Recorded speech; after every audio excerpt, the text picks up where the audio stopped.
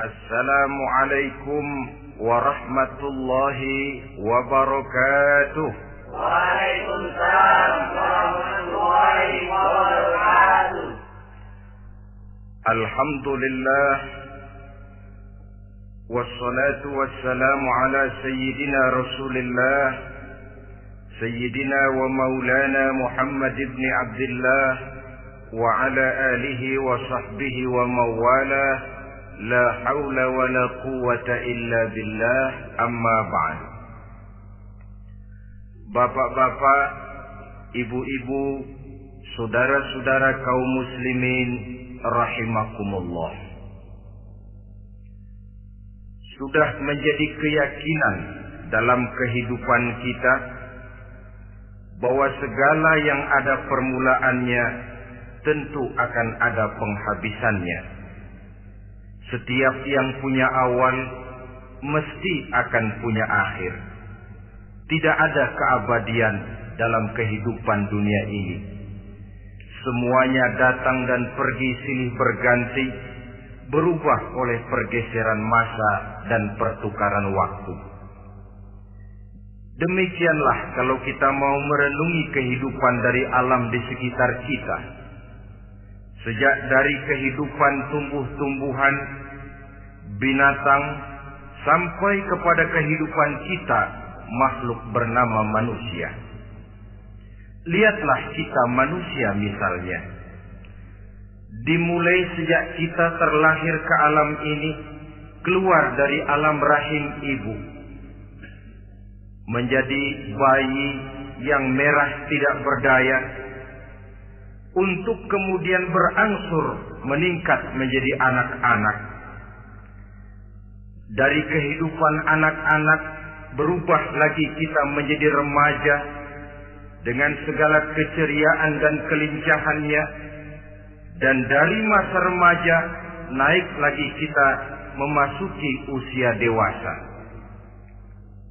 untuk kemudian berangsur memasuki hari tua. Lalu setelah kita memasuki hari tua, sehari, seminggu, sebulan, setahun, sampailah kita kepada batas waktu yang telah ditentukan oleh Allah, yang dinamakan ajal, dan bertemulah kita dengan yang disebut maut. Ini merupakan kepastian dalam kehidupan. Kalau saja kita mau merenung perubahan-perubahan yang terjadi pada diri kita, seharusnya membuat kita insaf dan sadar. Di kala remaja kita begitu lincah, punya rambut yang hitam ikal berderai, punya lesung di pipi, punya senyum yang indah menawan setiap orang yang melihat, punya kulit yang kencang dan bersih. Manakala kita memasuki hari tua, perubahan frontal pun terjadi. Kulit mulai jadi keriput, rambut yang tadinya hitam ikal berderai mulai memutih, nikmat berkurang, gigi yang tadinya utuh dan sanggup mengunyah apa saja, satu demi satu permisi meninggalkan kita. Sangat boleh jadi, dikala remaja kita senyum semua orang terpikat. Dikala hari tua dengan kulit yang keriput dan gigi yang tidak ada lagi, manakala kita senyum, mungkin orang bakal lari dari sekitar kita. Kemana keindahan yang tadinya begitu menawan? Kemana senyum lesung pipit yang tadinya menarik perhatian orang? Pergi meninggalkan kita, berubah oleh pergeseran masa dan pertukaran waktu. Nah, bila maut datang menjemput kita, selesailah kehidupan sampai di situ? Ternyata belum. Kalau lahir merupakan perpindahan hidup dari alam rahim ke alam dunia, maka mati hakikatnya merupakan perpindahan hidup dari alam dunia ini ke ke alam kehidupan yang berikutnya yang dinamakan dengan alam barzakh. Andai kata hidup cuma sekali, secara moral kita sanggup berkata, alangkah tidak adilnya Tuhan. Kenapa? Dalam kehidupan ini kan aneka ragam terjadi. Ada orang yang zalim, ada orang yang dizalimi. Ada orang yang membunuh, ada orang yang terbunuh. Ada orang yang kaya, ada orang yang miskin. Ada orang yang jujur, ada orang yang menghalalkan segala cara. Sehingga banyak ketidakadilan yang terlepas daripada pengadilan dunia. Lalu orang pun bilang, di dunia ini katanya banyak pengadilan tapi sulit keadilan. Di dunia ini mudah mencari pengadilan tapi sulit untuk mencari ketidakadilan. Andai kata hidup cuma sekali, tidak akan ada hidup sesudah hidup yang sekarang ini.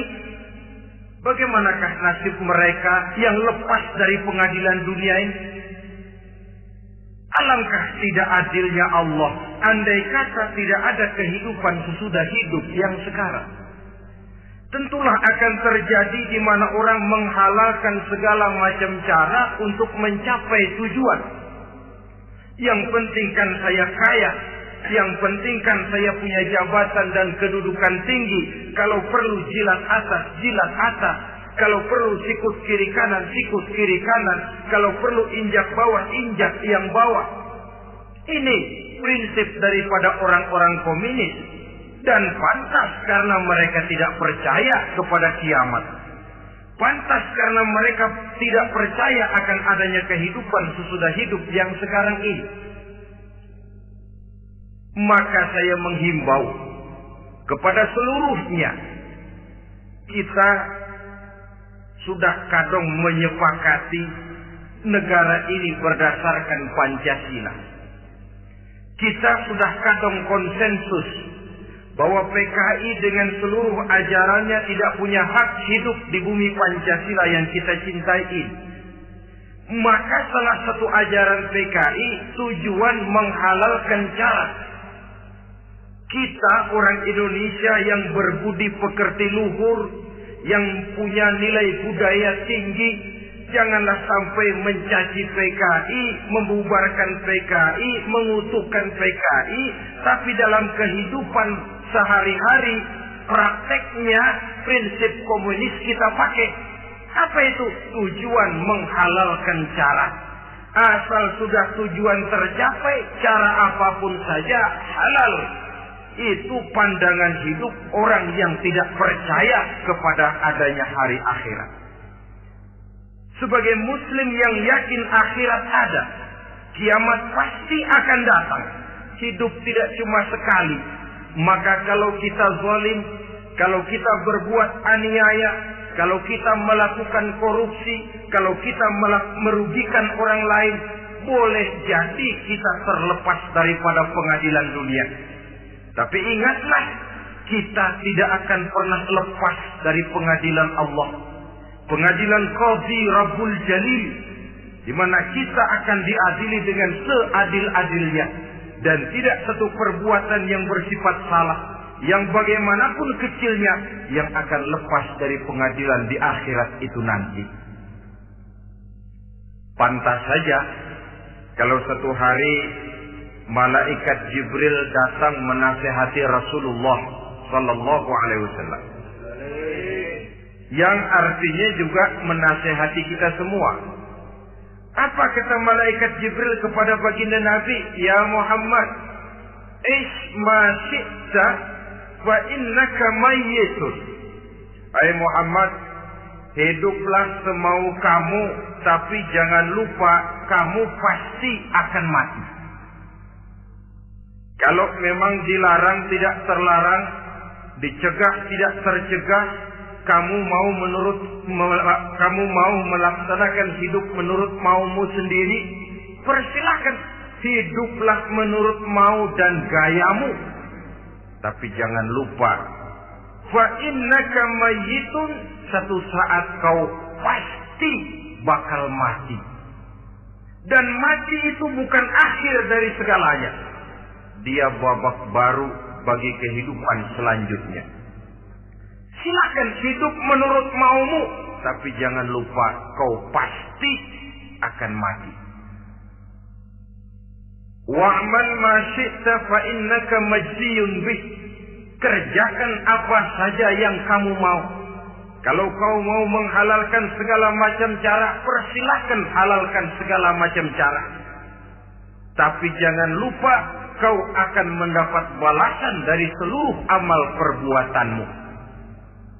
Wa ahbib ma syi'ta fa innaka mufariquhu. Dan cintailah apa saja yang mau kau cintai. Kau cintai anak istrimu, silahkan.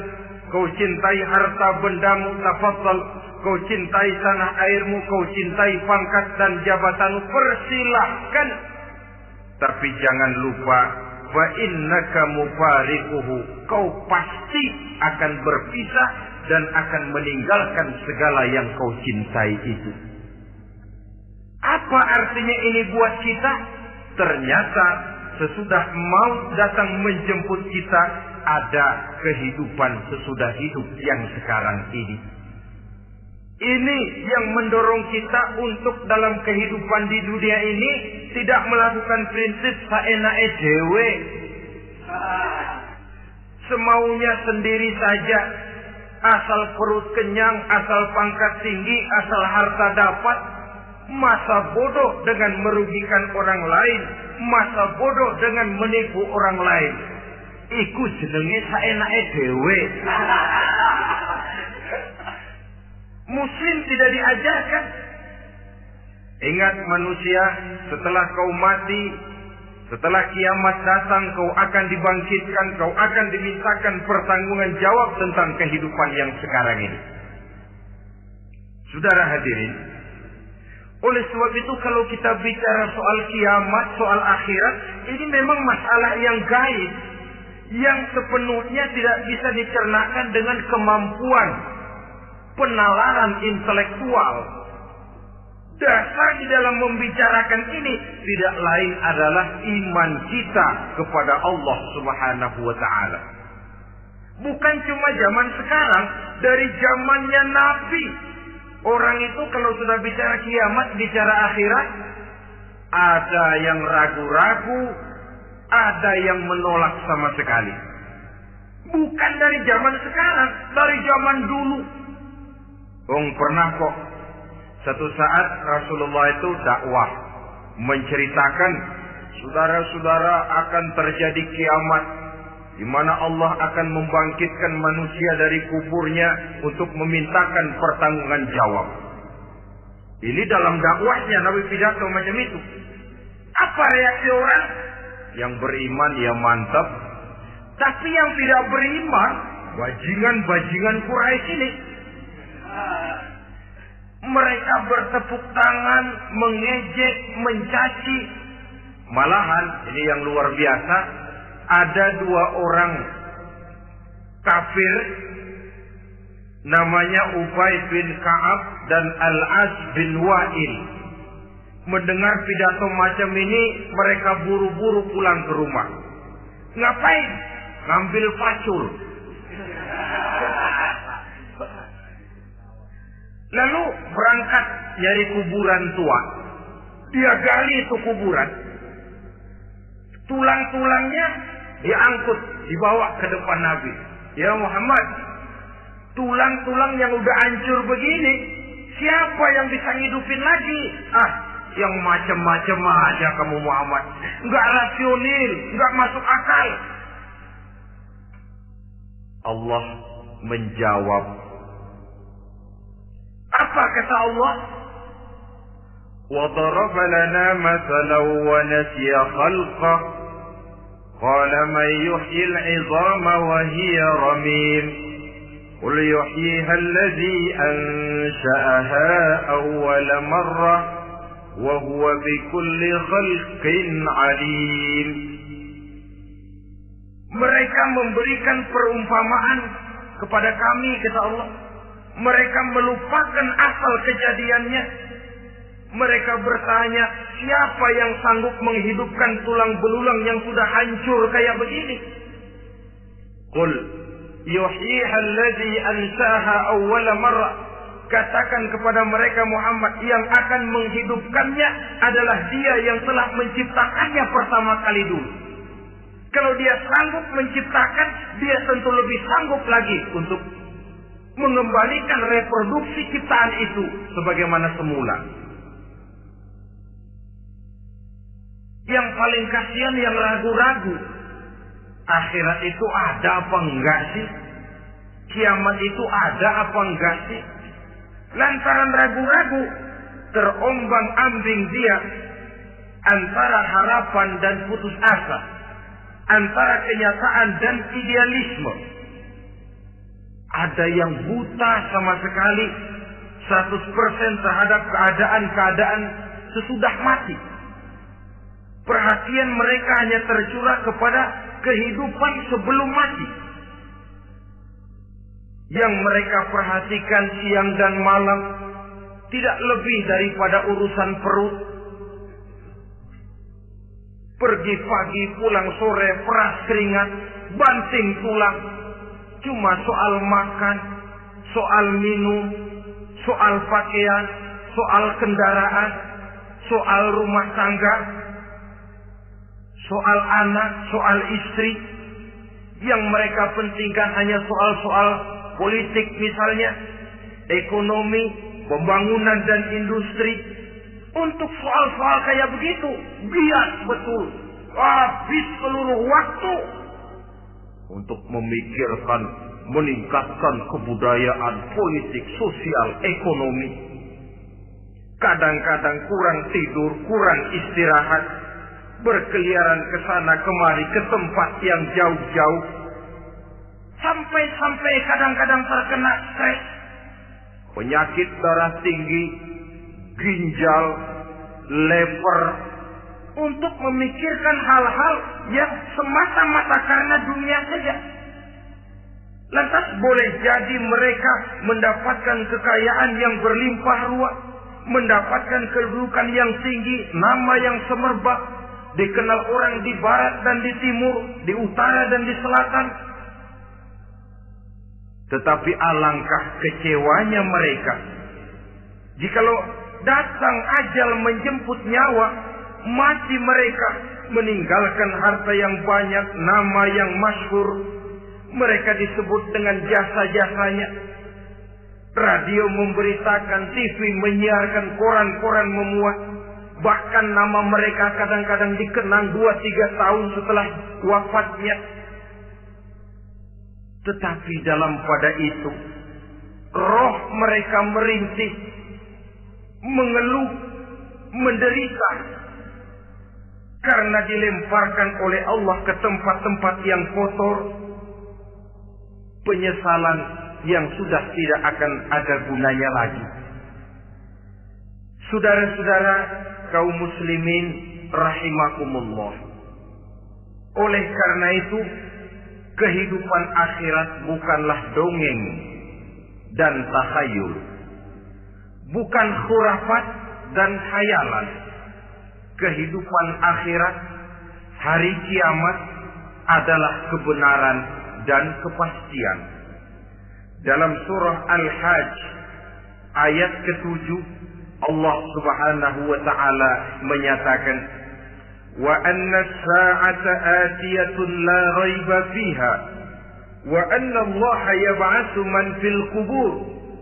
Dan bahwasanya kiamat itu sesungguhnya adalah sesuatu yang pasti dan tidak ada keraguan-raguan lagi di dalamnya. Dan bahwasanya Allah sungguh-sungguh akan membangkitkan manusia dari kuburnya masing-masing. Nah, kalau kita sudah yakin kiamat sesuatu yang pasti adanya, akhirat sesuatu yang pasti adanya, dari mana pembicaraan tentang kiamat ini kita mulai? Tentu dari diri kita.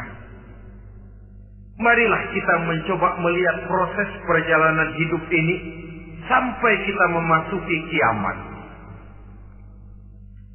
Hadirin, tidak ada makhluk secantik manusia.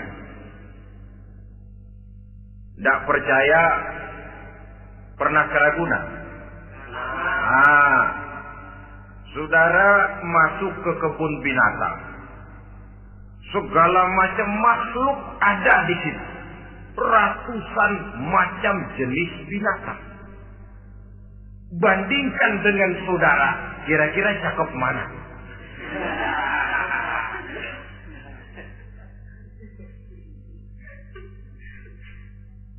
Dari seluruh makhluk yang diciptakan Allah itu, manusia fi ahsani taqwim, dalam bentuk yang paling sempurna, sejak susunan biologis sampai kemampuan berpikir. Biologis kita ya Allah, diciptakan kita begini rupa. Diberikan 2 kaki untuk berjalan, 2 tangan untuk bekerja. Diberikan 2 mata, dua-duanya di depan. Pernah saudara mikir kalau mata kita yang satu di depan, yang satu di belakang? Rasanya nggak laku kacamata.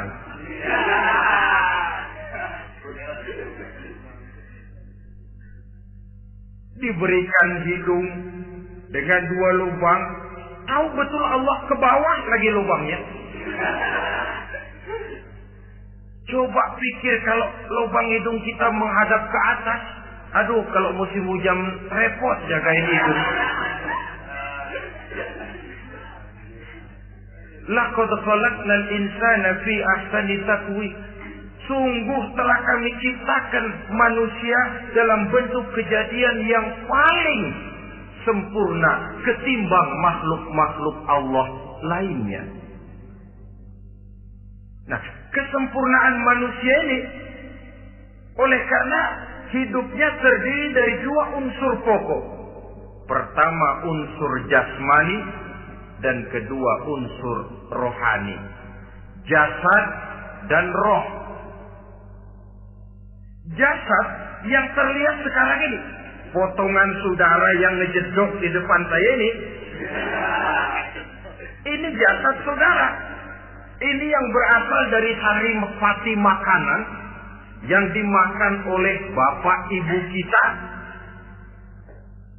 Lalu hasil kerjasama yang baik antara ibu dengan bapak, terwujudlah kita.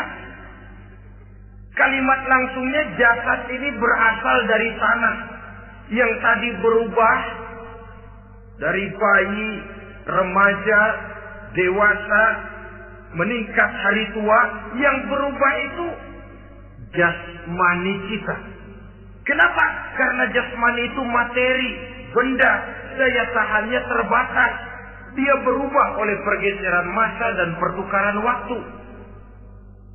Apa ada orang makin tua makin cakep? Jasmani oleh karena dia materi, dia berubah oleh pergeseran masa dan pertukaran waktu. Nah, yang menyebabkan jasmani itu bergerak karena ada roh di dalamnya. Ini yang menyebabkan kehidupan. Ini yang menjadi sumber kehidupan, pusat kesadaran dan pengertian dalam kehidupan manusia. Tanpa roh dalam diri kita, maka jasad kita pernah lihat orang mati. Itu kalau orang mati, coba perhatikan. Apanya yang kurang? Kupingnya masih ada, tapi sudah tidak sanggup mendengar. Matanya masih lengkap, tapi tidak mampu melihat. Jangankan melihat, terbuka saja tidak. Mulutnya masih ada, tapi sudah tidak bicara lagi. Telinganya cukup, tapi tidak sanggup mendengar. Kakinya lengkap, tapi tidak mampu lagi berjalan. Apa penyebabnya itu? Ternyata jasmani kita, jasad ini, manakala sudah ditinggalkan oleh roh, dia tidak akan bisa berdaya apa-apa.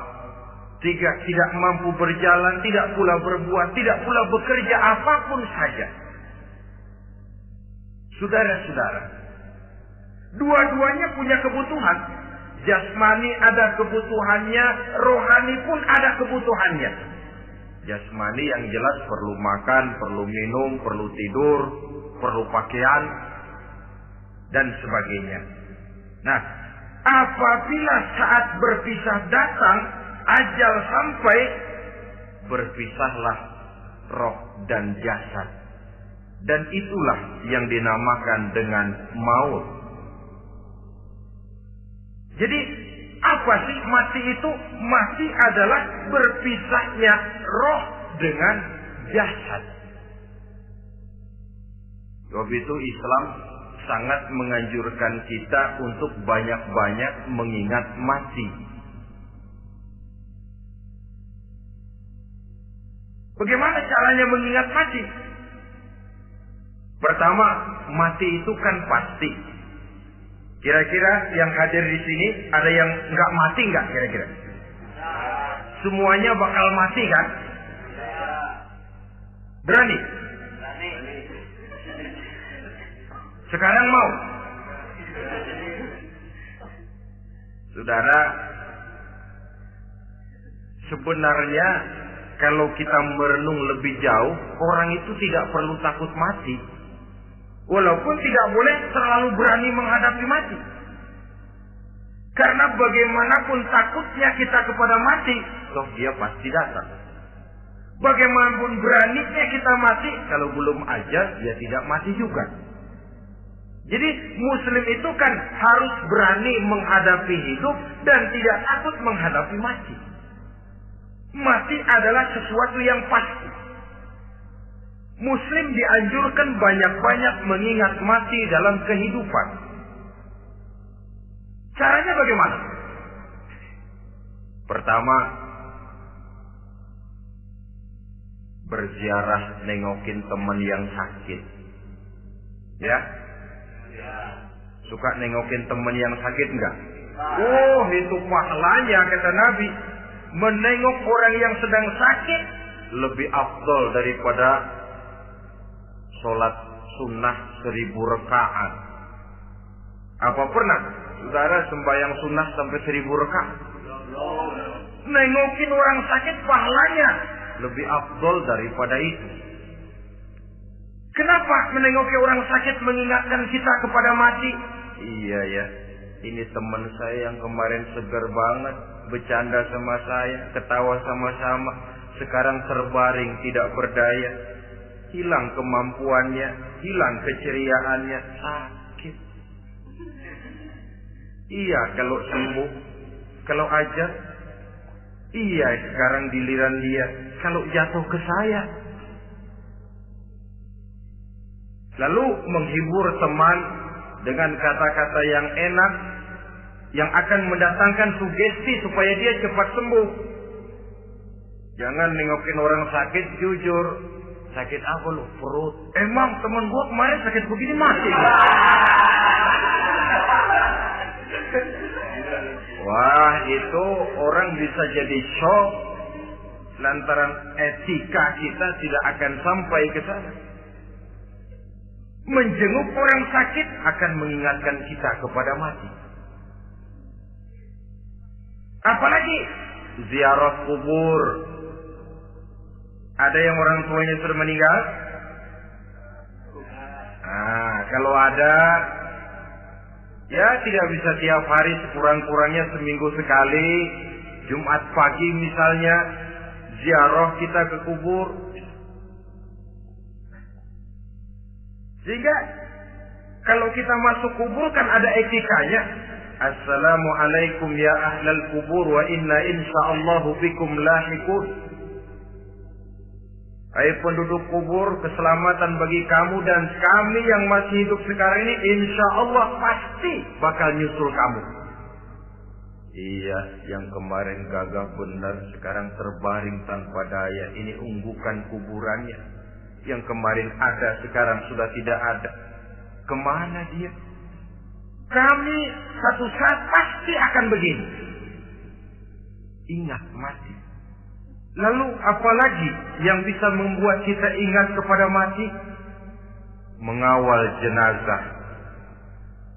Bukankah sangat dianjurkan oleh agama? Bahkan kalau bisa sejak mengurusnya, memandikannya, mengkafankannya, menyolatkannya untuk kemudian mengantarnya ke kubur. Hari ini saya antar dia ke kubur, besok boleh jadi saya yang diantar orang. Hari ini saya solatkan dia, besok boleh jadi saya yang disolatkan orang. Hari ini saya masukkan dia ke liang lahat, besok mungkin giliran saya dimasukkan orang ke liang lahat. Ingat mati, tumbuh kesadaran. Lalu daya positifnya dalam kehidupan apa? Nah, saudara-saudara hadirin, orang yang mengingat mati bukan lantas menjadi lemah dalam kehidupan, menjadi putus asa, sedikit semangat, terbentur kesulitan, mudah frustasi. Bukan itu tujuannya kita diperintah mengingat mati. Jelasnya Islam menganjurkan kita untuk mengingat mati guna maksud-maksud yang positif, supaya orang lalu sadar hidup ini cuma sebentar. Maka mumpung hidup, nah ini mumpung, tapi mumpung yang baik. Mumpung hidup, maka hidup yang singkat ini harus saya pergunakan dengan sebaik-baiknya, melakukan kebajikan yang sebanyak-banyaknya, menjauhkan rasa malas, menunggu keajaiban yang datang dari langit, berleha-leha, bermain-main, sementara maut kalau dia datang tidak pernah main-main. Pantas kalau seorang penyair bernama Syauqi memesankan, tazawwad bitaqwa fa innaka la tadri idza hanna al-lailu hal ta'ishu ila al-fajr, kam min sahihin mata min ghairi illatin wa kam min alilin 'asha hina min ad-dahri. Persiapkan dirimu dengan takwa, sebab kamu tidak tahu apabila malam datang kamu masih bisa hidup apa enggak besok pagi. Apa ada jaminan saudara yang kumpul di depan saya malam ini besok masih bisa hidup? Tidak. Ada jaminan? Tidak ada sama sekali. Kam min sahihin mata min ghairi illatin. Berapa banyak orang sehat mati enggak pakai sakit lagi. Sebabnya kadang-kadang ringan saja. Ada yang cuma jatuh di kamar mandi, mati. Ada yang cuma ketiban pensil. Iya, kalau ketiban pensil 3 peti masa nggak mati. Ta'addadatil asbab wal mautu wahid. Sebabnya boleh jadi macam-macam, tapi mati satu juga, yaitu mati.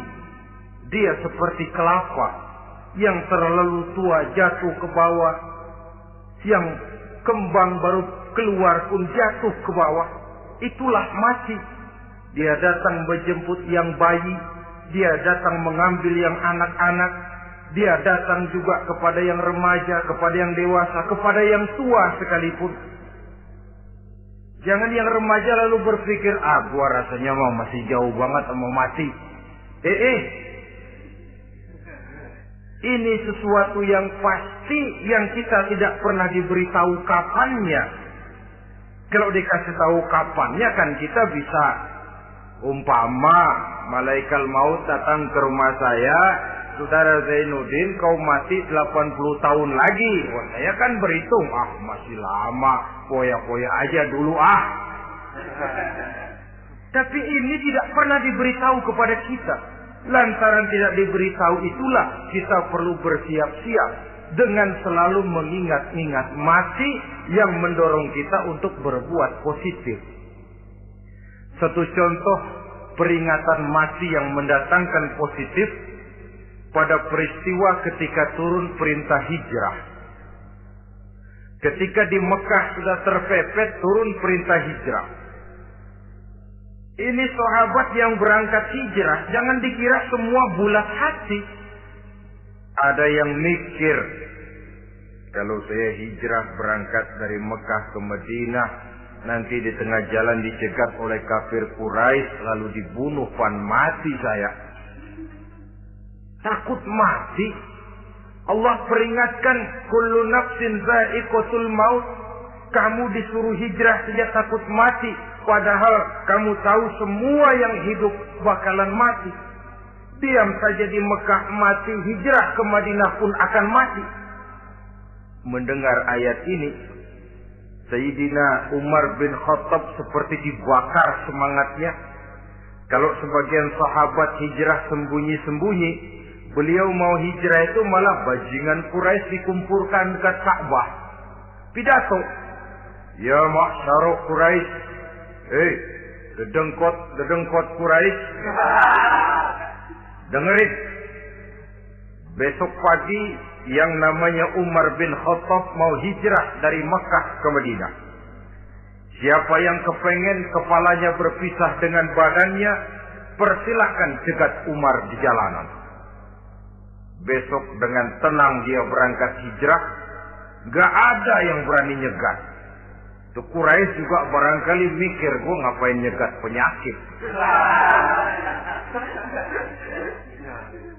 Begitu ingat mati, timbul semangat juang, timbul semangat berbuat. Ini ingat mati yang positif, bukan yang melemahkan semangat. Dah jangan kerja rajin-rajin dah, lu bakalan mati. Ini ingat mati yang salah pasang. Ingat mati seharusnya mendorong manusia untuk berbuat lebih tekun. Allah memberikan peringatan, Qul innal mauta allazi tafiruna minhu fa innahu mulaqikum. Katakan, maut yang kamu akan melarikan diri daripadanya, yang kamu takuti benar dia pasti akan datang menjemput kamu. Saudara-saudara hadirin yang saya hormati, datangnya memang tidak kita harapkan yang namanya maut. Tapi sekali dia datang, tidak ada pintu tempat kita lari. Dia memang tidak pernah kita undang. Tapi sekali dia datang, mengetok pintu, kekuatan apa yang bisa menolak? Dia sebuah tanda seru dalam kehidupan. Apa yang menyebabkan orang takut mati?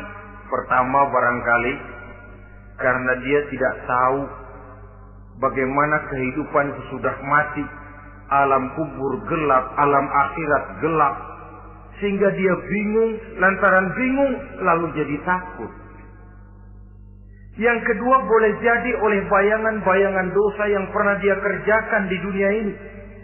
Kerjanya cuma menumpuk dosa. Dia gembira, bahagia, tertawa di atas tumpukan dosanya. Merasa segan berpisah dengan seluruh kehidupan ini. Sehingga boleh jadi maut adalah sesuatu yang ditakutkannya benar dalam kehidupan. Tapi bagaimanapun takutnya, tidak ada tempat lari dari dia. Dalam ayat lain Allah jelaskan, Aynama takunu yudrikumul mautu walau kuntum fi burujim musayyada. Di mana saja kamu berada, dalam benteng yang paling tangguh sekalipun, maut pasti akan datang menjemput kamu. Nah, bagaimana caranya maut datang menjemput kita? Bila datang dia, sang malaikat pencabut nyawa, malaikat Israel namanya, hendak mengambil roh kita. Dalam suasana macam begitu, di akhir kehidupan dunia, dalam berhadapan dengan sakaratul maut, terbagilah manusia dalam dua bagian besar. Pertama, yang menghadapi sakaratul maut itu dengan husnul khatimah, baik di akhirnya, sehingga pada saat ruhnya berpisah dengan jasadnya, kelihatan dia seperti senyum, mukanya cerah. Bahkan sebelum itu boleh jadi dia sempat meninggalkan pesan-pesan yang baik. Ada yang sempat azan, ada yang sempat baca Quran. Pernah kan nemui orang yang mau mati seperti itu? Yang sempat azan, yang sempat baca Quran, yang sempat meninggalkan wasiat-wasiat yang baik. Sebab apa? Malaikat maut datang menjemput mereka juga dengan baik-baik. Dicabut ruhnya perlahan-lahan. Tapi sungguh pun perlahan-lahan. Pedihnya, sakitnya tetap tiada tara. Rasulullah Sallallahu Alaihi Wasallam, dikala beliau hendak berhadapan dengan sakaratul maut, diceritakan mencelupkan tangannya ke dalam gelas berisi air, lalu mengusapkannya ke muka beliau seraya berdoa, "Ya Allah, mudahkan saya dalam menghadapi sekarat ini." Beliau juga yang mengatakan bahwa sakitnya sakaratul maut sama dengan 300 kali bacokan pedang. Sehingga kita diajarkan doa, di antara doa selamat itu kan ada Allahumma hawwin alaina fi sakaratil. Ya Allah, mudahkan saya di dalam menghadapi sakaratul maut itu. Ketika ruh ini keluar dari jasad, mata masih mengikuti ruh itu. Jika kadang-kadang ada yang matanya terbelalak dan tidak sempat ditutup, terbuka terus, mengikuti ruh itu keluar dari jasadnya. Adapun golongan kedua, manusia yang ketika berhadapan dengan sakaratul maut mendapatkan su'ul khatimah, jelek di penghabisannya. Sekaratnya sudah setengah mati, lalu jelek juga di akhirnya, mati dalam keadaan yang tidak baik, tidak terpuji. Ada yang lagi megang kartu, mati. Ada yang lagi di tempat ngadu ayam, mati. Ada yang lagi di tempat pelacuran, mati. Ada yang lagi megang botol minuman keras, mati. Nih barangkali malaikat maut gemes banget nariknya, lu bajingan, lu tarik terus. Mati su'ul khatimah. Makanya bagus itu.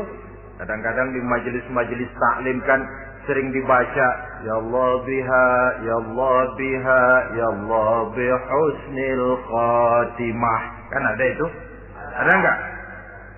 Saudara hadirin, mohon agar oleh Allah kita diberikan husnul khatimah, baik di saat ruh akan berpisah dengan jasad. Ini sesuatu yang pasti. Sang malaikat maut datang menjemput nyawa. Setelah ruh berpisah dari badan, maka tinggallah sang badan. Ditangisi oleh semua yang kita tinggalkan. Sehingga kepada putrinya Fatimah, ketika malaikat maut datang hendak menjemput baginda Nabi, beliau berkata kepada anaknya, Fatimah, kamu tahu siapa yang datang? Saya tidak tahu, Bapak. Yang datang hadimul lazat. Itu dia yang menghancurkan seluruh kesenangan dunia. Wa qati'u syahwat, yang memisahkan kita dengan seluruh yang kita cintai. Dia malaikat maut, Pak. Manakala jasad sudah ditinggalkan oleh ruh, itulah yang dikerubungi orang. Anak menangis, istri menangis, orang tua bersedih, teman-teman merasa kehilangan, menangisi jasad. Diuruslah jasad kita, dimandikan sebagaimana mestinya, dikafankan dengan kain putih 3 lembar, itu yang hendak kita bawa kembali ke tempat asal kita. Pakaian sutra, jas yang mereknya Switzerland wool, kain yang Samarinda, sepatu yang Belly atau Beltoni, jam tangan yang Rolex, kendaraan yang serba mewah, tidak ada yang menyertai kita. Kain putih 3 lembar itu saja lagi. Demi setelah dikafankan, dibujurkan kita menghadap ke arah kiblat, orang banyak pun datang menyolatkan kita dengan 4 takbir, diiringi dengan doa. Lalu upacara pelepasan, berangkat kita meninggalkan anak, istri, suami, kampung halaman, tanah air, bahkan alam dunia ini. Selamat tinggal alam dan seluruh isinya. Tinggallah yang tinggal. Saya akan kembali ke tempat asal dari mana saya datang, untuk kembali mempertanggungjawabkan seluruh perbuatan saya dalam kehidupan ini. Manakala upacara pelepasan selesailah sudah, dimasukkan kita ke keranda jenazah, digotong orang, bismillah wa ala millati rasulillah, dibawa ke tempat peristirahatan terakhir katanya. Padahal dulu kalau mau kita istirahat, ke villa lah kita, ke Bali lah kita, ke Hong Kong lah kita, ke tempat-tempat tamasya yang indah. Oh, rupanya akan sampai juga perjalanan menuju tempat peristirahatan terakhir, yang luasnya tidak akan lebih dari 2 kali 1 meter. Diusung orang kita, diantarkan orang banyak. Manakala sampai ke atas liang lahat, pengusung jenazah dibuka, diturunkan kita ke liang lahat, dibaringkan. Gumpalan tanah akan jadi bantal kita. Muka dibuka, dihadapkan ke arah kiblat. Setelah itu ditutup liang lahat kita dengan kayu. Masih belum kurang, diuruk dengan tanah. Yang menguruk orang-orang yang tadinya mencintai kita, menyayangi kita. Tapi ketika jasad sudah ditinggalkan ruh, habis rupanya cintanya. Coba jasad kalau sudah ditinggalkan ruh, 3 hari aja di rumah serem. Ya mayit, siapa yang betah nemenin mayit?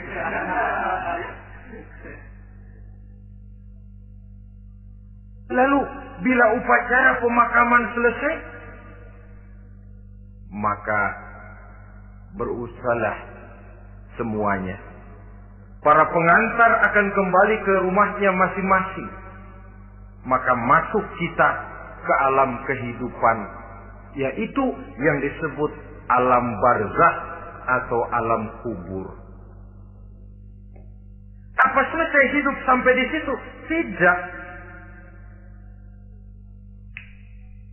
Hanya beberapa langkah setelah yang mengantar kita pulang, diriwayatkan dalam hadis Bukhari dan Muslim, bila seseorang sudah diletakkan di kuburnya, lalu yang mengantar kembali pulang, maka roh si mayit akan dapat mendengar bunyi terompah orang yang pulang itu. Bunyi terompahnya terdengar. Datang 2 malaikat menanyakan dia dengan pertanyaan-pertanyaan yang kalau bisa dijawab dengan betul.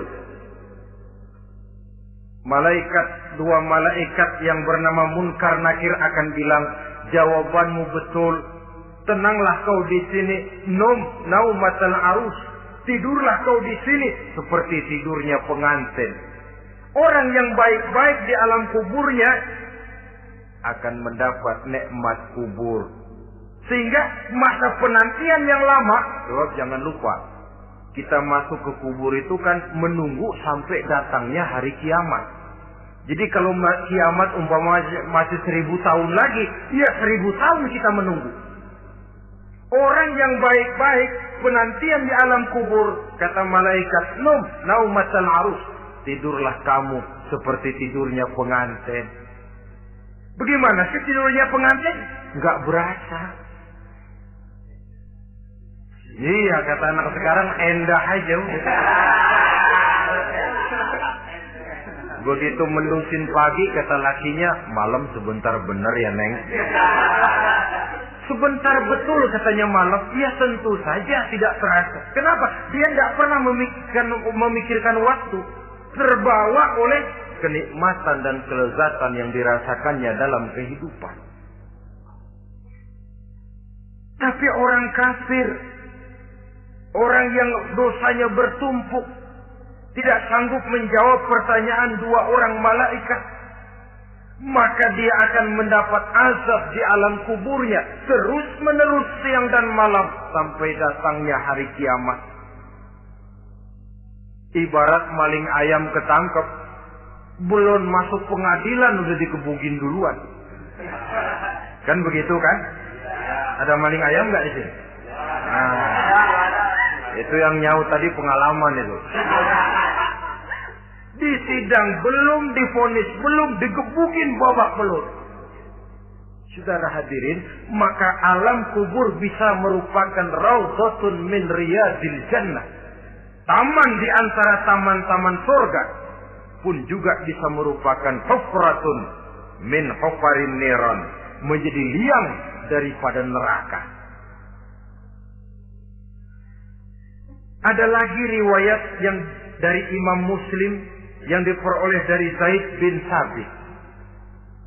Zaid bin Sabit cerita, satu hari kami bersama Rasulullah sallallahu alaihi wasallam berada dalam kebun kepunyaan Bani Najjar.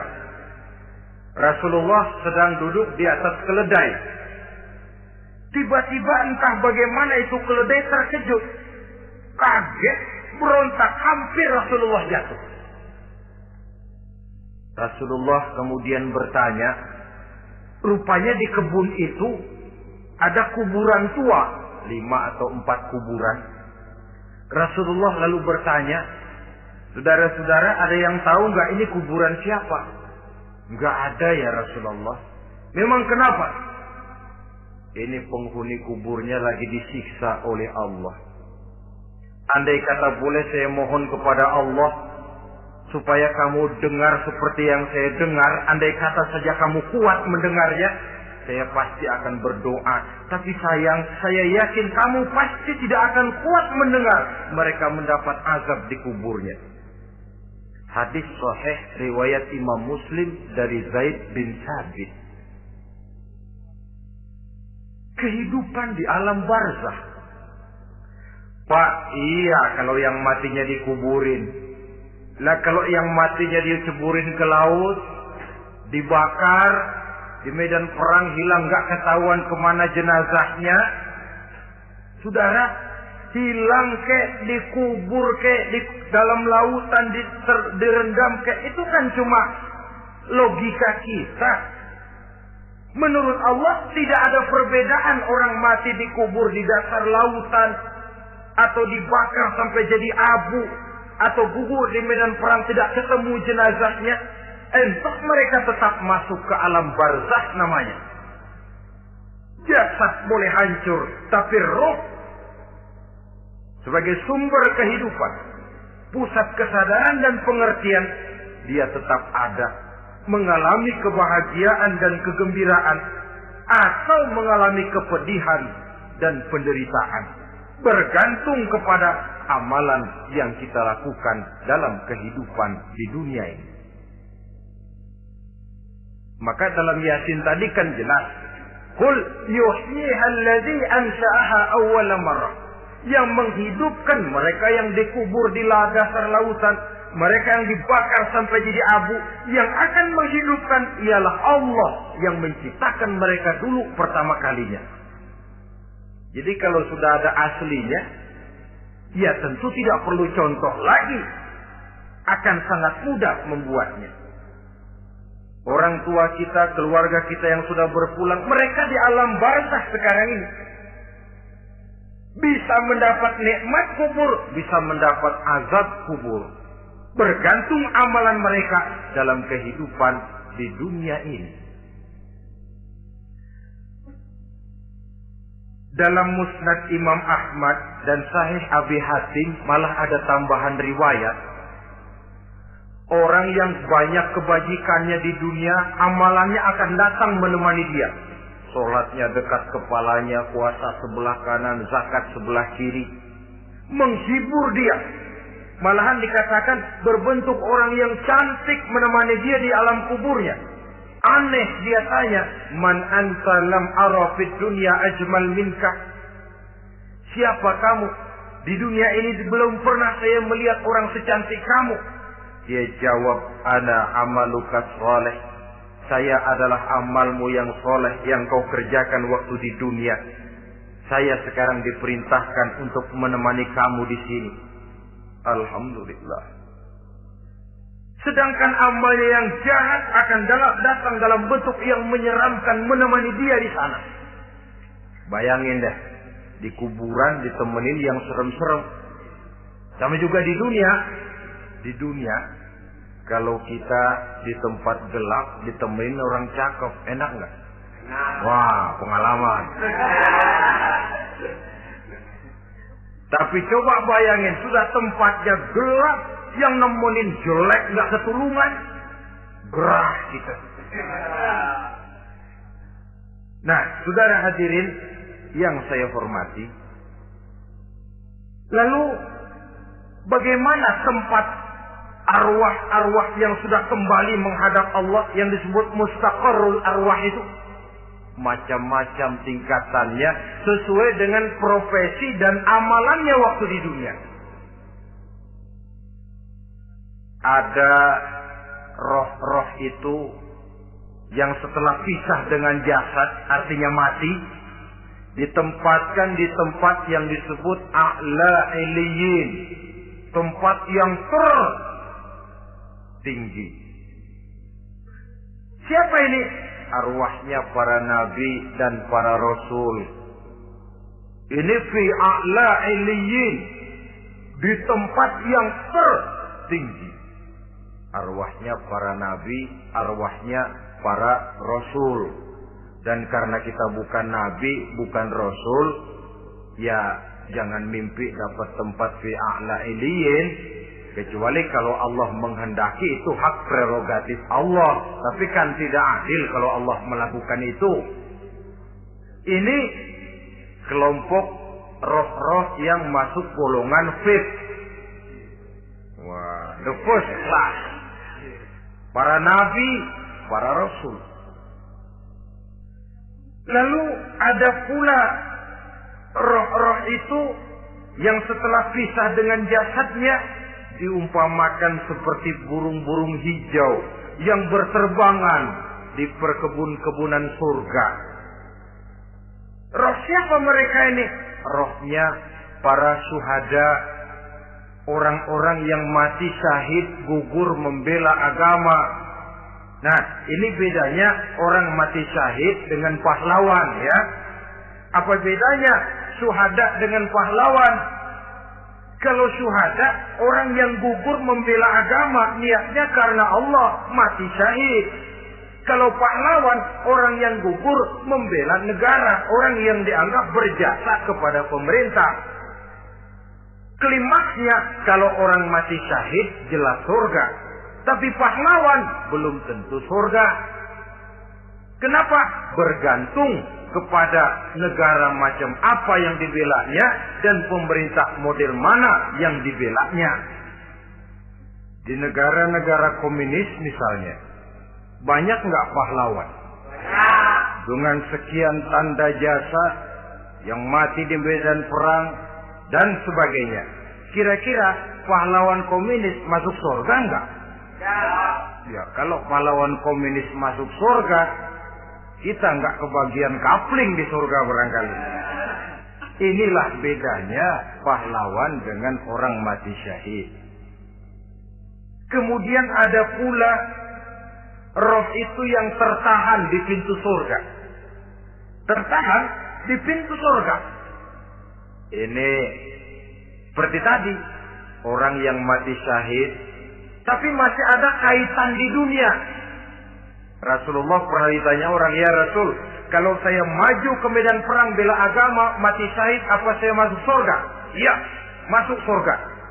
Kecuali kata Nabi, kalau masih punya utang. Nah, tertahan di pintu surga. Ada pula roh itu yang tertahan di alam kuburnya. Ini umumnya seperti tadi itu. Ada mempunyai dosa, mempunyai kesalahan, sehingga merasakan azab kubur. Ada juga roh itu yang tertahan di permukaan bumi. Mereka yang dalam hidup selalu menumpuk dosa-dosa yang besar, meninggal sebelum keburu untuk bertaubat. Saudara hadirin yang saya hormati, inilah yang kita khawatirkan. Sebab jikalau pada saat roh sudah datang, jikalau saatnya roh datang berpisah dengan jasad, menemukan sakaratul maut, saat itu taubat sudah tidak akan ada gunanya lagi. Masuk ke alam kubur, mendapat azab kubur, sampai datangnya hari kiamat. Berapa lama di alam kubur ini? Menunggulah kita sampai datang saatnya kiamat. Nah, saudara-saudara, apa tanda-tanda hari kiamat? Kapan dia akan datang?